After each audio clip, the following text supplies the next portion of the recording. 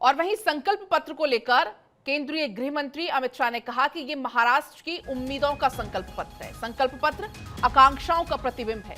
BJP के राज में किसानों का सम्मान, महाराष्ट्र देश का नेतृत्व कर रहा है।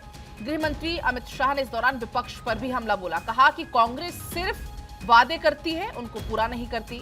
मुस्लिम आरक्षण पर कांग्रेस ने हामी भरी, यह भी कहा गया। उलेमाओं की मांग पर कांग्रेस राजी है।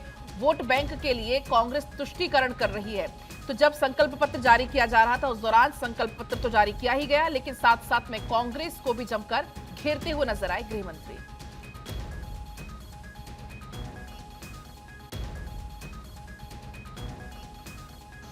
मैं आप सबके सामने उपस्थित हूं। इस वक्त हमारे एनडीए की जो सरकार, महायुति की सरकार चल रही है, उसने किसानों का सम्मान करने की बात की है, गरीबों का कल्याण करने को जमीन पर उतारने का काम किया है, महिलाओं का स्वाभिमान बढ़ाने के लिए हम योजनाएं लेके आए हैं और विरासतों का पुनरुत्थान करने का काम भी महायुति सरकार ने किया है। मित्रों, आज मुझे बहुत खुशी है कि जब मैं अंबेडकर जी की भूमि पर खड़ा हूं, तब अभी अभी कश्मीर में जो चुनाव हुआ, आजादी के बाद पहली बार कश्मीर का चुनाव के बाद मुख्यमंत्री का शपथ अंबेडकर जी ने बताए हुए संविधान से हुआ।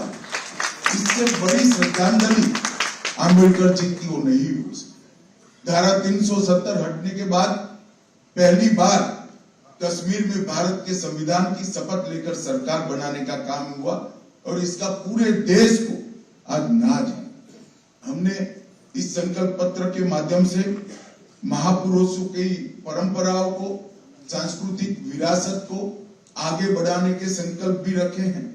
अराजकता फैलाकर विकास के नाम पर विफल राज देने वालों की विफलताओं से बोध लेते हुए मजबूत, समृद्ध और सुरक्षित महाराष्ट्र कैसे हो, इसका भी इसके अंदर आपको योजना दिखाई पड़ेगी।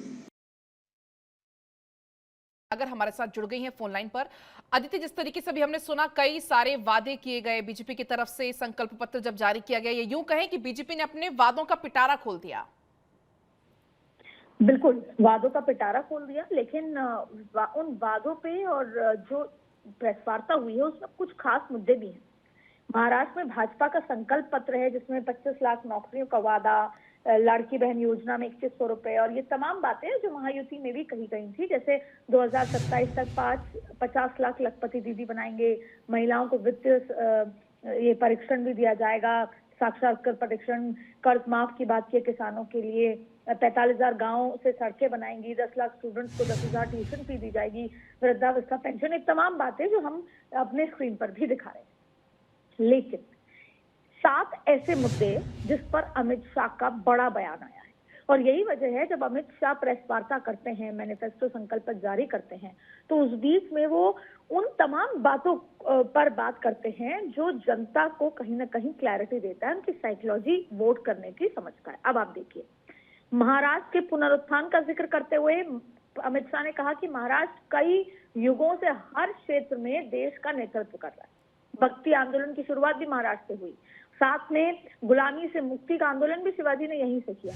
ये तमाम बात करते हुए उन्होंने महाराष्ट्र के विरासत का पुनरुत्थान करने का संकल्प उन्होंने कहा कि महायुति ने ले लिया है, जाहिर तौर पे मराठा सेंटिमेंट। अब दूसरी बात सुने, कश्मीर चुनाव का जिक्र करते हुए कहा कि आज अम्बेडकर जी की भूमि पर मैं खड़ा हुआ हूँ।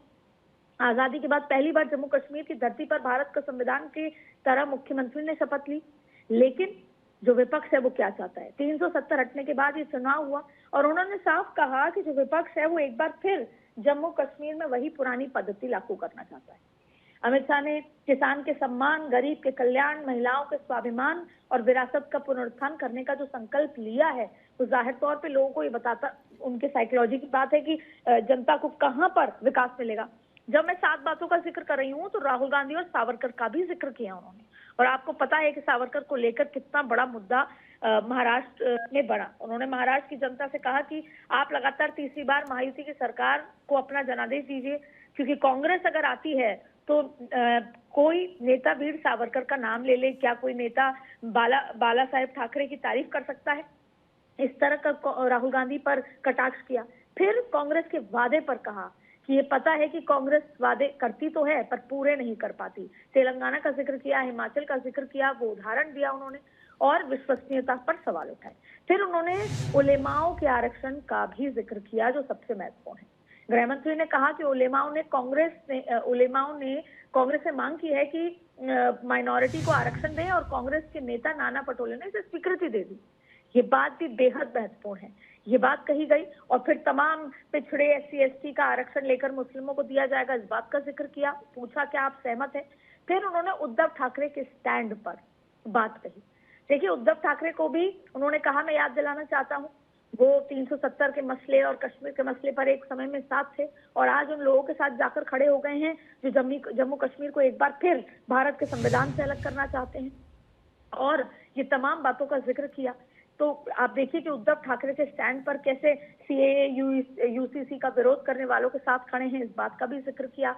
राम जन्मभूमि का विरोध करने वालों के साथ जाकर खड़े गए हैं, उद्धव ठाकरे की नीयत पर सवाल उठाए। वक्फ बिल का जिक्र किया।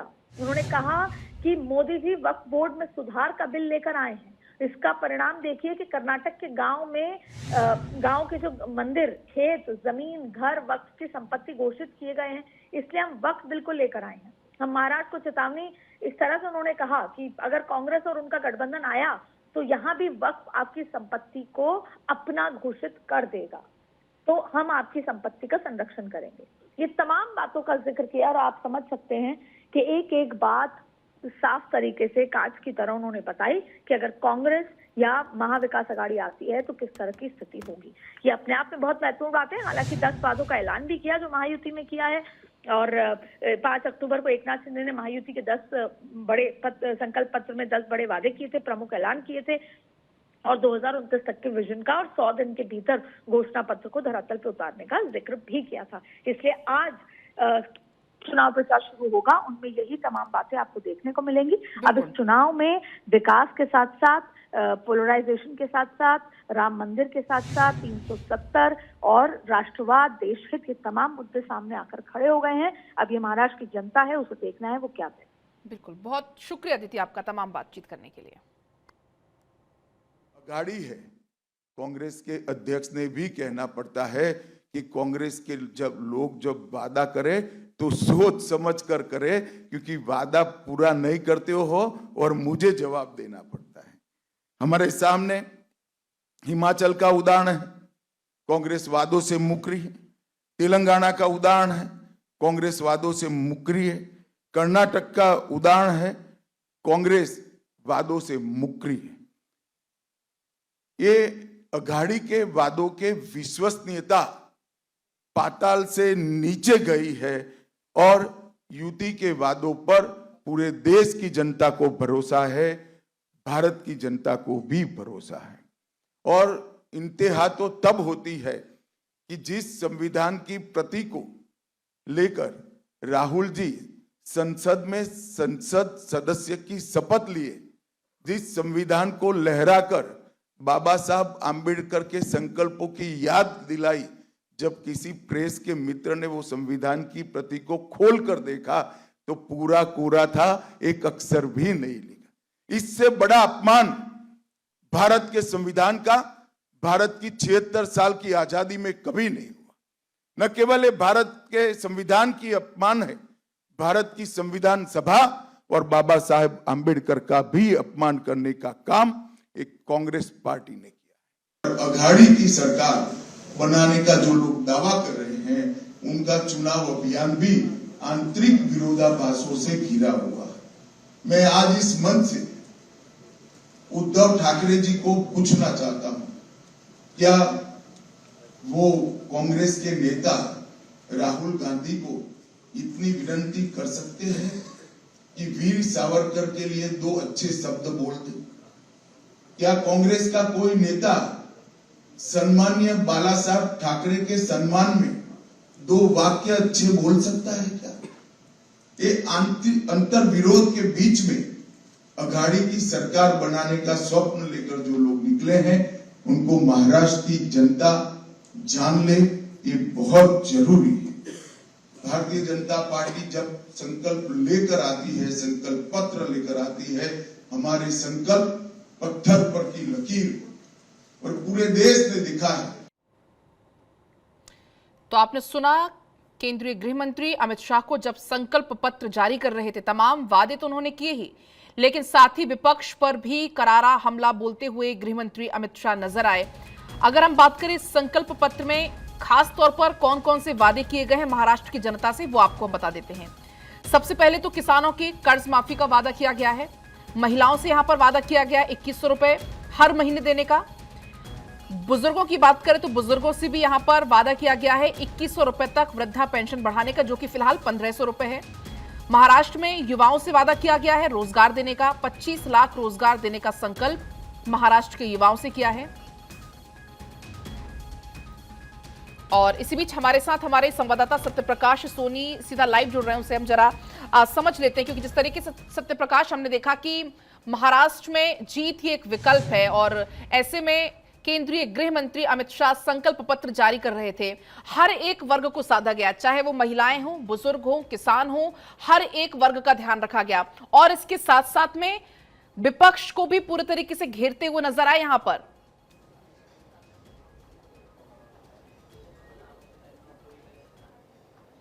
बिल्कुल, देखिए भारतीय जनता पार्टी की तरफ से आज केंद्रीय मंत्री अमित शाह ने संकल्प पत्र जारी किया। उन्होंने बताया कि हमारे सहयोगी दलों में से हर कोई अपना संकल्प पत्र जारी करेगा, घोषणा पत्र जारी करेगा, जिसमें भारतीय जनता पार्टी की तरफ से घोषणा पत्र जारी किया गया। बताया गया कि किस तरह से भारतीय जनता पार्टी संकल्पित है कि देश का युवा, देश की महिलाएं, किसान और तमाम जो वर्ग है उन्हें साथ में लेकर चलना है।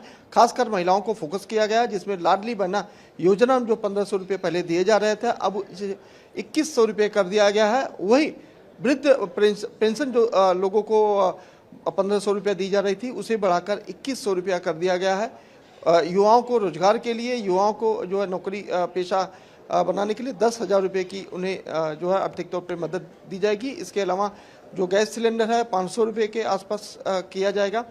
और इसके अलावा जो तमाम बातें हैं वो बेहद खास रहेंगी, क्योंकि महाराष्ट्र एक ऐसा देश है जहां पर हर बार महंगाई का जिक्र होता है। महंगाई को लेकर लोग सवाल खड़ा करते हैं, उसको लेकर भी भारतीय जनता पार्टी ने अपने जो है इस एजेंडे में शामिल किया है, जिसमें बताया है कि महंगाई को स्थिर करने के लिए वह वर्तमान जो स्थिति है उस पर रोकने के लिए वह जो है बाजारू लोगों से बातचीत करेंगे और उस पर जो है लगाम लगाएंगे। मतलब महंगाई पर लगाम लगाने का एक बड़ा मुद्दा जो है भारतीय जनता पार्टी की तरफ से उठाया गया है। दूसरी बड़ी बात कि एक जनगणना को लेकर लगातार चर्चा होती है, लेकिन भारतीय जनता पार्टी ने कौशल जनगणना करने का आज वादा किया है। और ये पहली बार महाराष्ट्र में होगा जब कौशल जनगणना की जाएगी। मतलब उन युवाओं को परीक्षण किया जाएगा जो युवा जो है किसी भी तरह से कौशल में निपुण है, उन्हें आर्थिक तौर पर सबल बनाने, मजबूत करने का काम जो है यह पहली बार भारतीय जनता पार्टी महाराष्ट्र में करने जा रही है। इस तरह की योजना के साथ जो है भारतीय जनता पार्टी ने देखिए इस तरह का संकल्प पत्र जारी किया है। इसमें तमाम उन बातों का जिक्र किया गया है। हालांकि 25 पॉइंट्स है जिस पर भारतीय जनता पार्टी ने फोकस किया है। उनमें से किसानों को लेकर भी कहा गया है कि किसान की जो है बिल जो माफी के साथ साथ उन्हें आर्थिक तौर पर भी मजबूत किया जाएगा। जो बिजली का बिल आता है उसमें 30% की कटौती की जाएगी। जो 12,000 रुपये किसानों को जो है मान दिया जा रहा था उसे 15,000 रुपया कर दिया गया है। और इसके अलावा जो आशा वर्कर्स है उनकी जो है मानदेय जो राशि थी वो 15,000 रुपये कर दी गई है। इस तरह 10 पॉइंट पर फोकस किया गया है, लेकिन जो इसमें जिक्र किया गया है उसमें 25 ऐसे पॉइंट्स है जो सूक्ष्म उद्योग से लेकर तमाम उन लोगों का भी जिक्र है, आदिवासी लोगों का भी जिक्र किया गया है कि वर्ग को किस तरह से साधने की सबल बनाने का कोशिश प्रोग्राम जो है भारतीय जनता संकल्प पत्र में पार्टी की ने गई है। जी बिल्कुल, फिलहाल बहुत शुक्रिया आपका तमाम बातचीत के लिए।